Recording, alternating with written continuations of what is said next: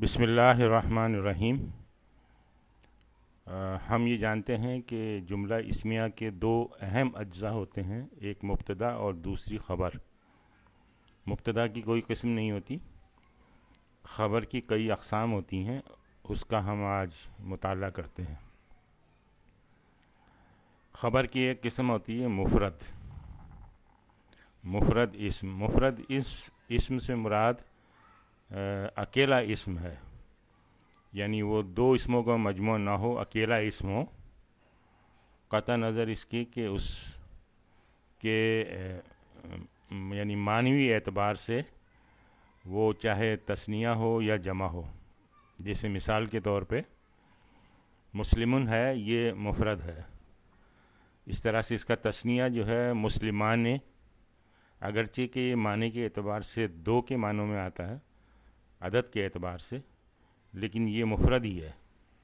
اسی طرح سے مسلمون یہ اکیلا لفظ ہے، لیکن معنی اس کے عدد کے اعتبار سے سارے مسلمان، تو اس لحاظ سے یہ مفرد ہے کہ اکیلا لفظ ہے، تو یہاں ہم اس معنی میں مفرد استعمال کر رہے ہیں۔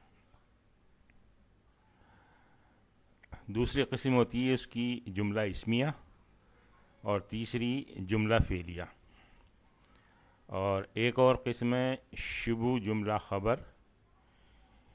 اس سے مراد یہ کہ اس میں یہ شبہ ہوتا ہے کہ شاید یہ جملہ ہے، لیکن اصل میں یہ جملہ نہیں ہوتا۔ اس کے دو حصے ہیں، ایک کہلاتا ہے جار مجرور، یعنی حرف جر اور اسم مجرور، اور دوسرا کہلاتا ہے ظرف۔ تو سب سے پہلے ہم مفرد خبر کا مطالعہ کرتے ہیں۔ یہ ہم اسم میں پڑھ بھی چکے ہیں، لیکن اس عنوان کے تحت نہیں پڑھا ہے، یہ ابھی آپ دیکھیں گے تو پتہ چل جائے گا۔ حامد طالب، طالب اس میں یہ اکیلا لفظ ہے، تو یہ اس کی خبر ہے، تو یہ مفرد خبر کہلائے گی۔ اس طرح سے الطالب ذکی، تو ذکی اس کی خبر ہے، اکیلا لفظ ہے جو کہ مفرد ہے۔ اس طرح سے اللہ خالق، تو خالق جو ہے وہ اس کی خبر ہے اور مفرد خبر ہے۔ محمد الرسول، رسول اس کی مفرد خبر ہے۔ ہوا قرآن مجید، تو قرآن یہاں پہ خبر ہے اور مجید اس کی صفت ہے، تو یہ قرآن مفرد خبر ہے۔ اس طرح سے ھذا ذکر مبارکن، مبارکن ذکر کی صفت ہے، تو ذکر جو ہے یہ مفرد خبر ہے۔ زید رجل طیب، طیب صفت ہے رجل کی، اور رجل جو ہے مفرد خبر ہے۔ ھذا صراط مستقیم، صراطم جو ہے مفرد خبر ہے اور مستقیم اس صراطن کی صفت ہے۔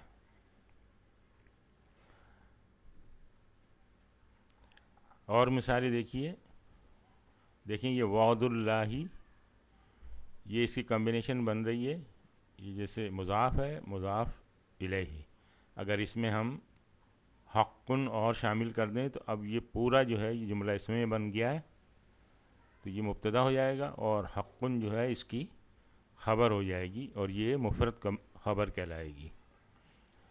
اسی طرح سے عذاب اللہ مضاف مضاف الیہ ہے، اور شدید جب اس کے ساتھ ملا دیا تو اب یہ جملہ اسمیہ بن گیا، اس میں عذاب مبتدا ہو گیا اور شدید اس کی خبر ہو گئی جو کہ مفرد خبر کہلائے گی۔ کتاب اللہ یہ مضاف ہے اور مضاف الیہ ہے۔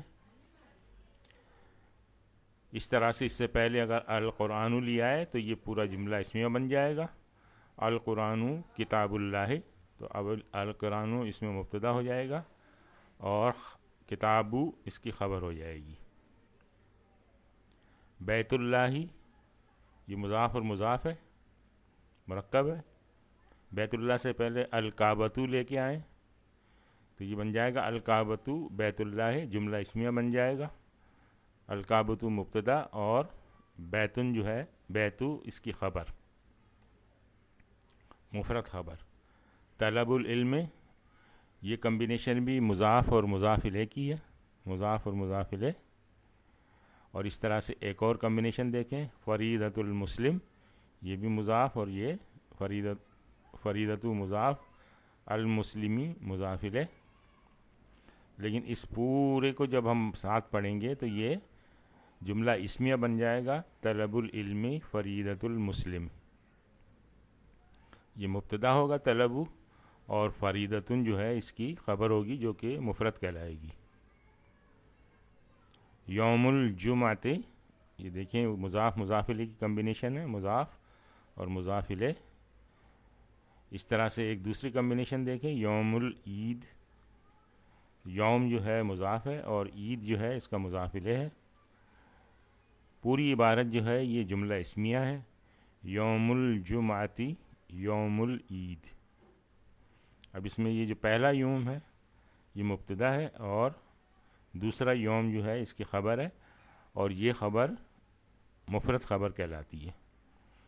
تو یہ مثالیں آپ نے پہلے بھی اسم میں دیکھی ہیں، تو آپ نے دیکھا کہ مفرد خبر ایک اکیلا لفظ ہے جس کو مفرد خبر کہتے ہیں. تو خبر جو ہے ایک اکیلے لفظ کے طور پہ بھی آ سکتی ہے. اس میں ایک پچھلی سلائیڈ میں ہم دیکھا تھا صرف اکیلا لفظ یعنی مبتدا اور خبر یہ دو الفاظ سے مشتمل بھی ہو سکتا ہے. اور پچھلی سلائیڈ میں ہم نے دیکھا تھا کہ اگر 3 اسم آ رہے ہیں اس میں، تو وہ اس میں سے ایک جو ہے وہ یا تو صفت موصوف ہوگا یا مضاف مضاف الیہ ہوگا. تو پچھلی سلائیڈ میں ہم دیکھا تھا کہ صفت اور موصوف کی مثالیں تھیں، تو اس میں موصوف جو ہے وہ مفرد خبر بن رہا تھا. یہاں پہ اس میں یہ مضاف اور مضاف یہ مبتدا اور یہ مفرد خبر بن رہا تھا. مضاف اس میں مفرد خبر بن رہا تھا، اور یہ پوری کمبینیشن بھی مضاف اور مضاف الیہ کی ہے، اور یہاں یہ بالکل الگ سے ہے. تو اس طرح سے یہ قسم ہو گئی مفرد خبر کی.